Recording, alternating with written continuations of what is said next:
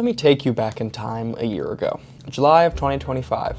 I was living up in New Mexico with my grandparents, training at over 6,000 feet of altitude. If you asked me then what my goal was, I wouldn't have hesitated. I was determined to walk on to a cross-country and track and field team in college. That was the point of that trip. That was the point of me doing cross-country. That was the point of me doing track and field. That was the point of me running. I really wanted to be a collegiate athlete. D3 level, mind you, but collegiate athlete all the same.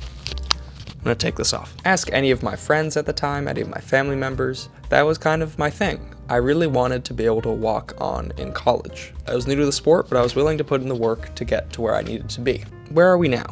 Well, cross country had some slightly promising times, but after that, with just many injuries and poor nutrition, I really did not run what I would have needed to in indoor and outdoor to be able to walk on to the school I'm going to. Of course, that's unfortunate, and in theory, at least according to those old goals of mine, I failed. But I'm not too sad about it. Now, I started running out of a sense of self-improvement.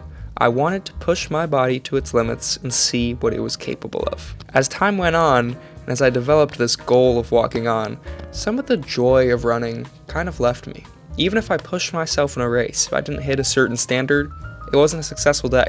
If I had any tiny nagging injury, it would make me wrecked with anxiety. What if this takes me out for the rest of the season and ruins my chances of walking on? Late December, I started struggling with some pain in my calf, and it made me really reevaluate my relationship to running. Was I having fun? Was I excited to run? Or did I just feel like I had to, because if not, I would be giving up on my dream? But was maybe giving up on the dream actually what was necessary and what was best for my running career? I then did a bit of a thought experiment. I took my present situation, I took my calf pain, and I said, what if I had no deadline? I wasn't graduating this year, I had no team I wanted to walk on. What if I was just doing this sport because I loved it? What then would be my best course of action? I realized that the best course of action would be to rest, to not put pressure on myself to come back too early, and to take my time in recovering so hopefully it doesn't spiral into anything bad. And that's exactly what I did. I chilled out, I enjoyed my Christmas, I enjoyed my time with my family after 2 days of rest, and by the time break was over, I had not done any damage to myself, and I ended up PRing in the 3200 just that next weekend. Something had slightly changed. I was racing with a bit more presence, if you will. It wasn't all about the future. Rather, on that first race back, I just remember putting in a good effort and having fun and enjoying it. It was one of my highlights of my season. Unfortunately, this presence of mind did not last throughout the entire indoor season. With that little boost of confidence and a phone call with my college's coach, I then kind of got lost in the times again. I started obsessing over hitting this 3200 standard, and it made me race way too much. I was racing like once a week, and it made me not enjoy racing. I started losing love for the event because I was just doing it so much and I wasn't PRing. And I really do think a big part of that is because I lost a little bit of presence. I couldn't enjoy the moment. I was too caught up in what am I going to be able to accomplish in the future.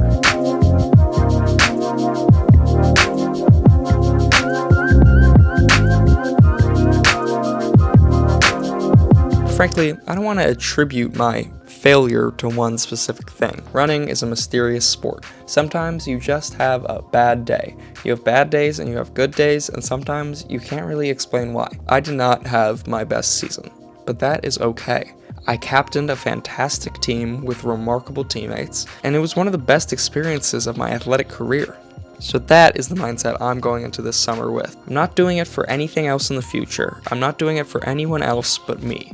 What can I do to become the best runner I can be for me? Not for a college coach, not for a future college teammate, just for me. My nutrition is getting a lot better. My strength training is getting a lot better. I'm no longer doing that stuff out of fear that I'm not going to be able to achieve this certain goal. Rather, I'm doing it for the joy of running, for how excited I get by the idea of one day training for a marathon.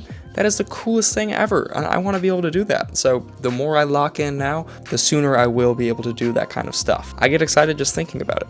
And I don't think my failure was actually really such a bad thing. I fell in love with running because of the long distance events. I trained for a half marathon, and that was why I got into it. And I really love those long road races. I think half marathon and up is truly my calling in this sport. Don't get me wrong, I love cross country. I will miss cross country a lot. But to me, a 13.1 mile race will always be more exciting than an 800 meter one. Now I'm lucky to have the freedom to decide what I want to do. The running world is kind of my oyster, and there's so much cool stuff out there. I mean, ultras, trail running, high rocks, triathlon, just longer distance running itself. There's so much cool stuff you can do in endurance sport, and I really want to do as much of it as I can. So we'll see where the road takes me.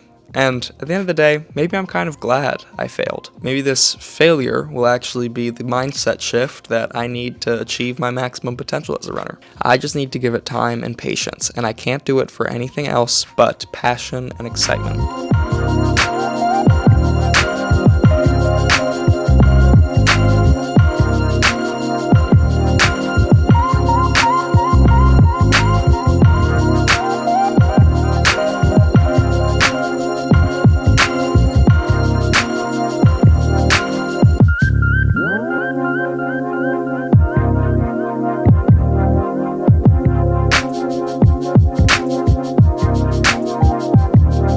As I'm editing this video, I just want to make one thing super clear. I think having a goal, working hard towards it, and coming up short is a really important experience to have, and I'm really grateful for it. It showed me that sometimes the goals that I set for myself might not actually be what's best for me. Again, I think there's a big possibility that actually running on my own, running in the way I think is the most fun, is the way that I'll find the most growth in the sport. Also, in the end, I'm proud that I put myself out there. I'm proud that I at least had a goal and I had something to work towards. That gave me a sense of purpose and fulfillment. And, even if the end achievement isn't there, it's still a skill that is gonna come into play for the rest of my life. I may as well get into practice with it now. So really, this is not a sad thing in my eyes at all. It's a pretty happy one. I'm figuring out a lot of stuff about myself, what I like to do, this sport that I love.